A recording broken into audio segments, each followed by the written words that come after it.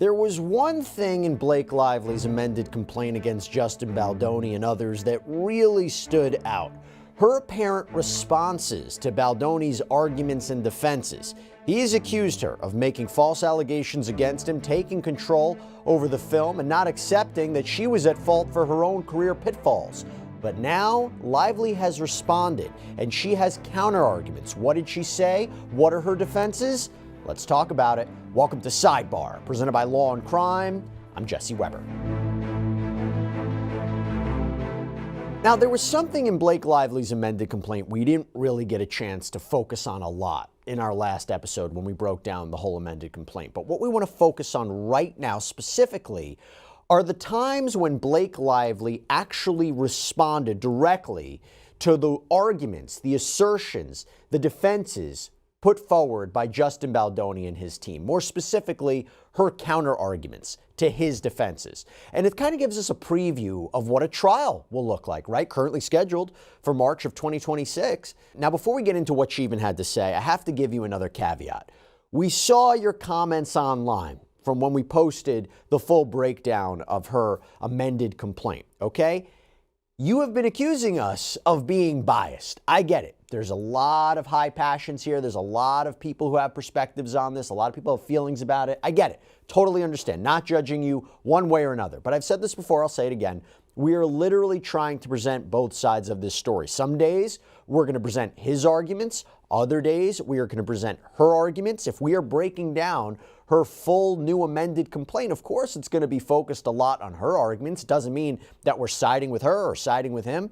Today, specifically, we're going to be focusing on ways that she is trying to defend her actions. We are not taking a side, but I'll tell you what, no matter who you side with, you should know and anticipate the other side's legal arguments and evidence. You have to. So with that in mind, now we're going to get into this. And remember what is happening here, right? So Blake Lively originally sued Justin Baldoni and others, claiming that he sexually harassed her, engaged in misconduct on the set of the movie It Ends With Us, which he co-starred in and directed. And then she alleges that he launched a digital and media PR smear campaign against her that damaged her reputation, her businesses, caused her severe emotional harm, and that this was in the form of amplifying negative commentary online and negative posts and negative social media interactions and negative media articles. And by the way, she claims this was all because she vocalized her concerns about what was allegedly going on the set. Now, he fired back with lawsuits of his own, claiming that Lively and her husband, Ryan Reynolds, weaponized false allegations against him, tried to ruin his life, engaged in a coordinated campaign with the New York Times to publish what he claims was a one-sided hit piece against him.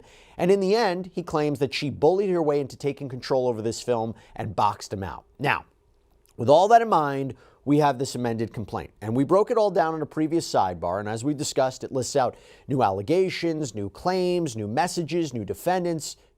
Yeah, so Jed Wallace and his company are now listed as defendants. Lively argues he is a central figure in this retaliatory smear campaign against her. And now she also listed two new claims of defamation and civil conspiracy. Again, we talked all about that. But what we really want to focus on, a big component of this case, is her addressing and responding to a lot of Justin Baldoni's assertions and defenses that we've heard so far. So let me give you an example of what I'm talking about. Lively has alleged that Baldoni and Jamie Heath, this is another co-defendant, the CEO of Baldoni's production company Wayfair, that they engaged in a pattern of invading Blake Lively's privacy, that they didn't respect her boundaries, namely that they would walk in as she was undressing and she was vulnerable. And it's important for claims of sexual harassment in a hostile work environment, right? So what was Baldoni's response to that? Well, he said, I'll tell you what, Blake Lively was actually so comfortable with me that in June of 2023, after she alleges I had already engaged in alleged sexual harassment against her, she nonetheless invites me into her trailer while she's pumping breast milk. And by the way, I even have the text messages to prove that. And look, that's true. Lively appears to message Justin Baldoni in a text message, I'm just pumping in my trailer if you want to work out our lines. So this would suggest that perhaps her claims about being victimized and suffering sexual harassment, they don't quite add up. But Lively now has a response to that in her amended complaint. It reads, Mr. Baldoni and Mr. Heath both showed a shocking lack of boundaries by invading her personal space when she was undressed and vulnerable. Defendants have claimed that these intrusions were Miss Lively's fault because she texted Mr. Baldoni on one occasion that she was just pumping in my trailer if you want to work out our lines. This misunderstands the difference between a woman pumping on her own terms, having taken the necessary steps to make herself comfortable, covering herself, and ensuring the conditions are appropriate for the task, and walking in on someone without notice or permission while they're breastfeeding or otherwise in a state of partial undress. The critical distinction is consent. Miss Lively's one-time invitation was neither free license to join her immediately in her trailer, nor was it a general invitation to freely walk into her trailer at any time uninvited. And it certainly was not licensed to enter Miss Lively's trailer when she refused consent. The fact that Mr. Baldoni, who has repeatedly preached the importance of consent while giving media interviews or in public speaking events, now claims otherwise with respect to his own behavior, displays breathtaking hypocrisy. And that is the theme that is carried out throughout this amended complaint. If someone consents to one thing, it doesn't mean they consent to everything. Now, of course, she's still going to have to prove that he kept coming into her trailers and kept invading her space, but that's the central allegation. That's the central defense. And that becomes really significant when we discuss the improvisation of intimate scenes, another big factor in this story, because Lively has alleged that Baldoni went off script, that he improvised physical touching, that he added graphic scenes and contact, and that he acted totally inappropriately. In fact, at one point in the amended complaint, it reads, on May 24th, 2023, Miss Lively confided in a text to a woman who was a mutual friend of Mr. Baldoni and Mr. Heath, I was going to invite you to set tomorrow. These people, whoa, it's like HR nuts today. The both of them. I wasn't expecting that turn. I mean, it's been present, but today I came home and cried. Now, further in the exchange, Miss Lively describes Mr. Baldoni and Mr. Heath as creeps. And then she goes on to say, like, keep your hormones to yourselves. This is not mine. I don't want it. I don't want your gaze or words or tongue or videos of your naked wife. Yeah, it's shocking. Clowns. Now, if she can produce that text message that was made in real time, that could be a potentially key piece of compelling evidence, but again, everything is context in this story. By the way, totally off topic, I don't think I've ever shared this with you guys before during our almost 1,500 Sidebar episodes together, but I am a huge dog guy. I don't discriminate. I love pretty much all dogs, but our family dog Ryder, she's a special one. Look at that face. Look how gorgeous she is. Look at that. And of course, I always want the best for her, which is why I'm so thrilled that Sundays is sponsoring today's episode of Sidebar. Now, Sundays is made with 100% meat, muscle, organs, superfoods. There are zero synthetics or artificial preservatives. The back of the bag gives you a full breakdown of exactly what a healthy diet looks like for a dog. By air drying the food, it locks in the nutrients and the delicious flavors. And right now, you can give your dog the chance to try Sundays too. Get 50% off of your first order of Sundays at sundaysfordogs.com/sidebar, or make sure to use our code SIDEBAR at checkout. Baldoni claims that it was actually Blake Lively who was acting inappropriately here. Quote, it was Lively who engaged in unchoreographed kissing scenes. One scene, again captured on camera, exhibits Lively pulling Baldoni in to kiss her. It is clear Lively was initiating unchoreographed kissing. In one take, she pulled Baldoni in and kissed him once, in another twice, and the number of kisses entirely initiated by Lively exchanged at her whim. Baldoni, as a professional actor who, among other roles, played the lead's love interest in television's Jane the Virgin for 5 years, is, like most actors, accustomed to rehearsing or filming scenes multiple times, often with variations, without needing permission while in character. While Lively now takes issue with any innocuous improvisation Baldoni as Ryle may have allegedly initiated while in character, Baldoni treated their relationship on camera as professional, each playing their part, each doing their job. If no one was supposed to improvise, Baldoni would have no way of knowing based on Lively's own actions. Lively demonstrated again and again that this was a normal and acceptable part of filming romantic scenes. In other words, he's not denying the improvisation, but he's saying she gave him the license to do it because she was doing the same thing. But again, Lively has a response to that in her amended complaint. It reads, the fact that Miss Lively varied the number of kisses in other scenes in which the kissing was scripted in advance does not justify Mr. Baldoni's improvisations or his attempts to add graphic sex scenes into the film. In other scenes, the kissing was consistent with the plot. It had structure and blocking, and most importantly, it was discussed in advance and was mutually consensual. There can be flexibility in such scenes, but it must be within appropriate boundaries. And the key is advanced planning and consent. Mr. Baldoni acted without planning, without consent, and grossly outside of acceptable boundaries. He made it personal and repeated even after Miss Lively spoke up and became defensive and dismissive when challenged, no matter how politely she mentioned it. By the way, so much of this case, if this goes to trial, is going to be his version versus her version. They're both probably going to have to take the stand and tell their side of the story with each one of these instances, by the way. Anyway, this now leads me to the different narratives, the different responses regarding the infamous dance montage scene, which we've talked about a lot here on the program, because anyone following the story will know exactly what I'm talking about. You see, Blake Lively has described in her pleadings that this was a prime example of Justin Baldoni allegedly acting improperly. And here's how her amended complaint describes it. Quote, on another occasion, Mr. Baldoni and Miss Lively were filming a slow dance scene for a montage scene, meaning that none of the sound recorded while filming the scene was meant to be used in the film. Music was intended to play over the action. Nonetheless, microphones were live to pick up room tone, but not conversations or dialogue to be used in the film. The scene in the script specifically described dancing without dialogue and did not include any intimate conduct or kissing. Mr. Baldoni did not provide notice or seek consent for any intimacy in advance. Instead, Mr. Baldoni chose to spontaneously improvise the scene while the cameras were rolling. During the filming, Mr. Baldoni repeatedly leaned in toward Miss Lively, attempting to kiss her, kissing her forehead, rubbing his face and mouth against her neck, putting his thumb to her mouth and flicking her lower lip, caressing her and telling her how good she smells. None of this took place while Mr. Baldoni was in character as Ryle, because both the intimacy and dialogue departed from what had been agreed to in the script. Miss Lively was uncomfortable and kept leaning away and repeatedly suggesting and then begging that their characters should just talk. She tried to use levity and creative pleas to deflect the unwanted touching, hoping to get through the scene in a way that maintained a professional boundary without antagonizing Mr. Baldoni.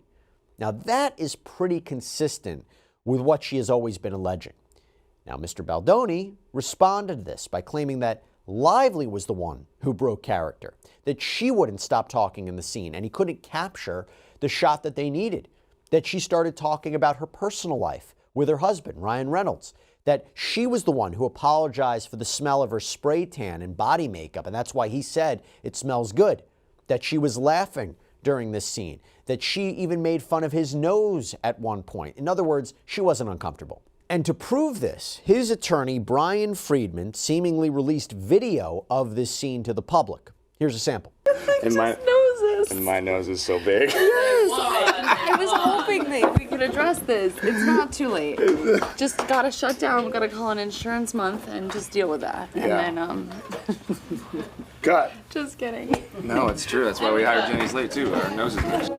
But again, going back to Blake Lively and her new amended complaint, she has a response. She writes, quote, the video footage of the scene shows Miss Lively to be trapped, having to appear as though her character was happy and in love while the cameras were rolling. Miss Lively did not want to film additional takes on the scene, but continued to participate to be a team player and support the production in real time while simultaneously expressing and holding physical boundaries against Mr. Baldoni's advances. Miss Lively even referred to Mr. Baldoni as a sociopath at one point during the exchange. Notwithstanding Miss Lively's attempts at humor and levity, her words, actions, and body language all evince her lack of consent. When Miss Lively later objected to this behavior, Mr. Baldoni's response was, I'm not even attracted to you. In January of 2025, the defendants, through their attorney Brian Friedman, released this video to the media, apparently hoping that the mere act of releasing the footage would mislead the public into believing that it shows nothing abnormal or improper. But the footage by itself corroborates Miss Lively's description of the scene to the letter. That is not just Miss Lively's view. And that is when Blake Lively, in this amended complaint, references the opinion of Mia Schachter, an independent intimacy coordinator not connected to the production, who her opinion seems to be in line with Lively's description of events. And the thing about that is, we actually just interviewed Mia ourselves, and we actually plan to produce a full episode with our interview with her. It's going to be coming out this weekend, but here's a sample. Right up front, they show you what it says in the script. It says they're at a bar, they slow dance, completely lost in their own world, I think. And there's no mention of kissing. There's no mention of kissing on the mouth, of kissing on the neck, of anything like that. So immediately when it starts, then we start seeing the footage, I just go, why is he trying to kiss her? It doesn't say that in the script. So that was a surprise and confusing and does, to me, scream unprofessional. As I said, if he wanted to see that, he could have said that, and they could have had a conversation about it, in which she may then at that point have said, well, in that case, I think we need to have an intimacy coordinator for this. There wouldn't have been an intimacy coordinator present given the scene description, but if he wanted to add kissing, he can do that, but he has to have a conversation about it and say it before he does it. I think it's really easy for people who don't work in the entertainment industry to forget that actors are coworkers at their job. Like, what we are watching in that video is two people at work. And you don't spring a kiss on your coworker. I think that makes a lot of sense in any other industry. You don't just kiss your coworker at your job. If your job requires that you kiss your coworker, which it often does for actors, that's fine, but you have to talk about it. So what I see in that video is like him having a vision and an idea of what he's going to do, and he's going for that vision without communicating it and without adjusting to the verbal and nonverbal information that she's giving him in that moment. I hear in what you read that she was trying to direct him, but what I see in there is someone trying to get out of something that is uncomfortable for her, while being aware that dozens of people are watching and perhaps trying not to embarrass him in front of his own cast and crew. I also heard you say that he says that he was getting notes about not being able to get the shot that they wanted. But it's clear to me that he has not conveyed what the desired shot is to Blake, because they're kind of having this like little back and forth on camera that we hear where they're not in agreement about what the shot is that they're trying to create together. He's trying to get one thing, she's trying to get something else. So clearly that was not clear. It was not conveyed clearly to her. I mean, what else I see in there is like, I don't see from the perspective of him as a director, he would have had to have that one kind of conversation. This is the vision, this is the shot I'm trying to achieve.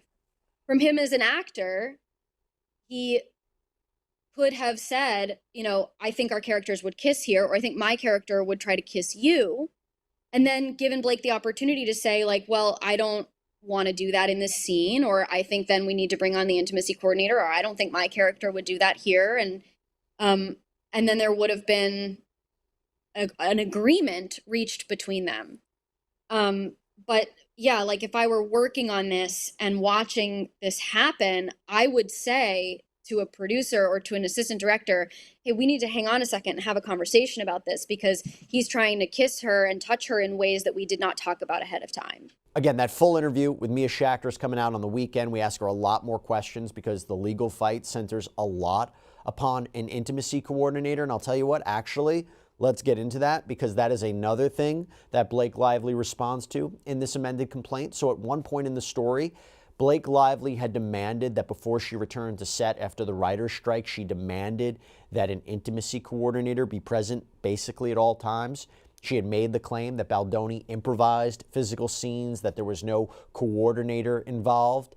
Now, Baldoni responded to that, and he said in his own complaint, actually, an intimacy coordinator had already been engaged during the first half of production. It just so happens Blake Lively decided not to meet with this person, and he claims to have the receipts to prove it. Quote, contrary to Lively's knowingly false claims, it was Lively who refused to meet with the intimacy coordinator to plan out their scenes, putting Baldoni in the awkward position of meeting alone with the intimacy coordinator and later relaying sex scene suggestions and plans to Lively in the intimacy coordinator's absence.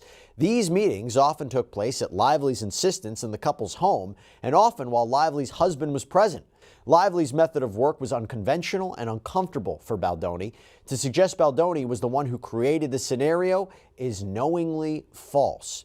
And Baldoni incorporates into his complaint, a text message exchange. So first, it's a screenshot of a conversation seemingly between him and presumably Blake Lively, where he writes her, "Just hired intimacy coordinator who I love, will set you to meet/FT with her next week for intro." To which Lively appears to respond, "I feel good. I can meet her when we start. Thank you, though." Now, Baldoni appears to send that exchange with him and Blake Lively to an unidentified female producer and writes, "Just FYI, and just wanted to tell you about this. Seems she doesn't want to meet intimacy coordinator until we start, which may mess up the workflow, but I can still meet with her, of course." To which the female producer writes back, "That's fine if she doesn't want to meet her now. You'll just have to walk her through what you and redacted are thinking." Well, Blake Lively has a response to that as well in her amended complaint, and it reads, "Miss Lively complained about inappropriate behavior as early as May 2023, which occurred without an intimacy coordinator present, and which ultimately led to Wayfair and Sony agreeing with Miss Lively that the consistent presence of an intimacy coordinator was not only reasonable, but essential. Contrary to defendants' assertions elsewhere, Miss Lively did not refuse to meet with the film's intimacy coordinator. She said she didn't need to meet with her before production started because there were no intimate scenes in the immediate future, so they could talk once production began. Miss Lively did have a call with the intimacy coordinator during preparations. Those conversations happened close in time to the filming of the relevant scenes. Elsewhere, Mr. Baldoni has blamed the intimacy coordinator for supposedly writing graphic new sex scenes, including foreplay and orgasms, and also talking about female sex organs. But Miss Lively consented to the sex scenes in the script as written at the time she signed on to the film. And Mr. Baldoni did not have consent to rewrite and add sex scenes, even if he did so with an intimacy coordinator. The purpose of the intimacy coordinator is to work with the actors to establish the appropriate boundaries based on what is in the script, not to rewrite the script and to add more sexual content to satisfy the director's demands."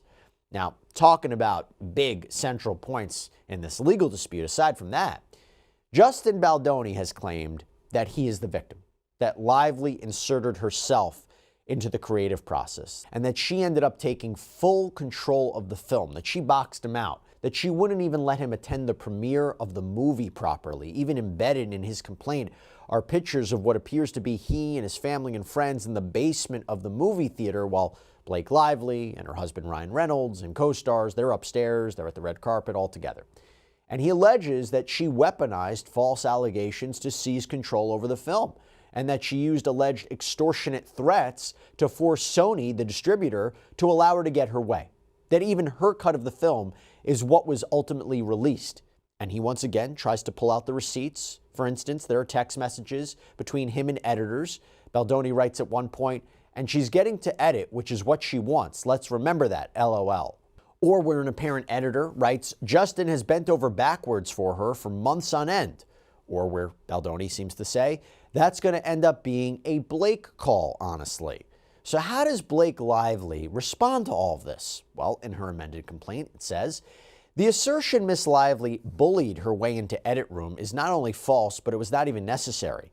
If she was not happy with the film, she could have easily just moved on to her next project. She had offers for directing jobs before, during, and since the film. If she wanted to direct, she could do that at any time, and without having to deal with the Wayfair parties, whom she very clearly wanted nothing to do with. The story of the edit of the film is not relevant to Miss Lively's claims of sexual harassment and retaliation. It is a red herring designed to distract the public away from the grave misconduct by the defendants." Goes on to say, "The story Mr. Baldoni and the Wayfair parties have told since Miss Lively filed her opening complaint is completely at odds with their behavior when trying to produce and market the film.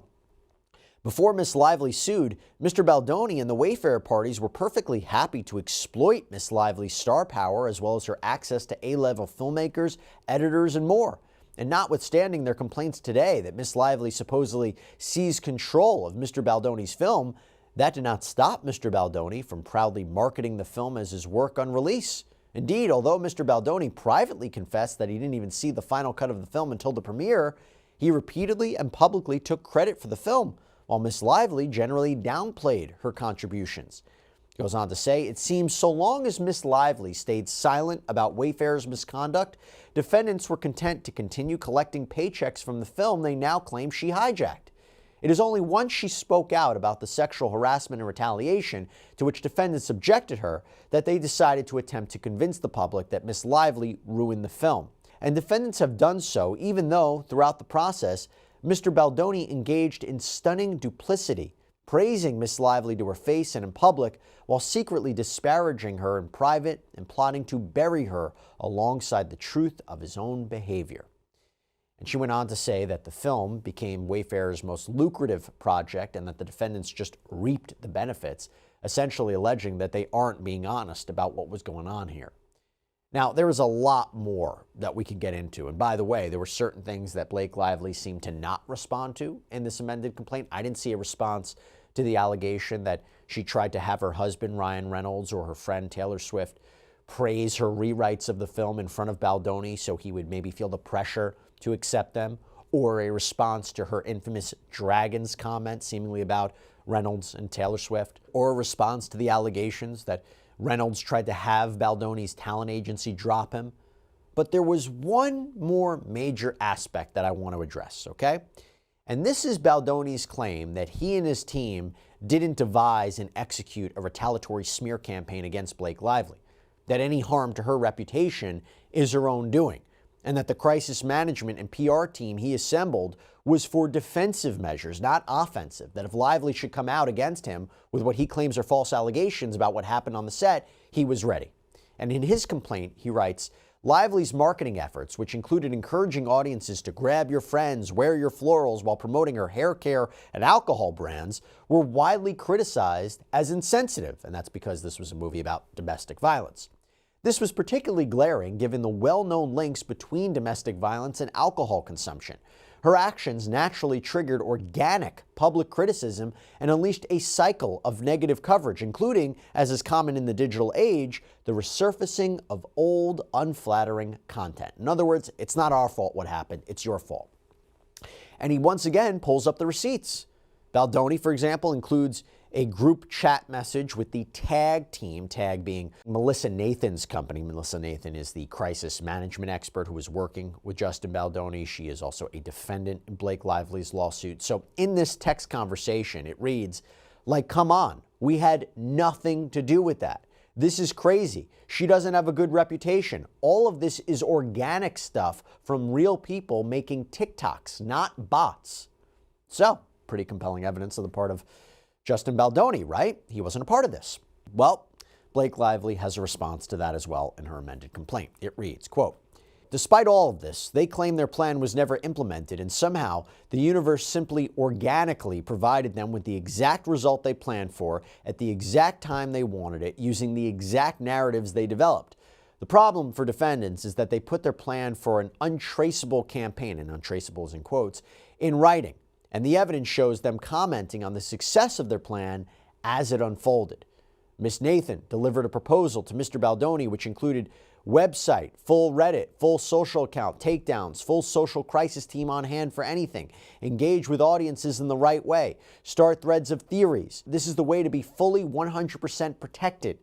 Ms. Nathan also proposed the creation of social fan engagement to go back and forth with any negative accounts, helping to change narrative and stay on track. Per Ms. Nathan, all of this will be most importantly untraceable. As Ms. Abel described it, the plan was to engage in social media mitigation and proactive fan posting to counter the negative as well as social manipulation. Or how about this? Quote, $225K per month, min 3 months, as it needs to seed same as above. This will be for creation of social fan engagement to go back and forth with any negative accounts, helping to change narrative and stay on track. Or how about this? Mr. Wallace himself has no online presence. He does not appear to have any public profiles on Facebook, Instagram, X, or LinkedIn. One Los Angeles publicist recently stated publicly, I imagine Jed has no interest in having his name out there. I imagine all his work is word of mouth, and he doesn't want to be known because if he's the guy who makes things untraceable, that's the value.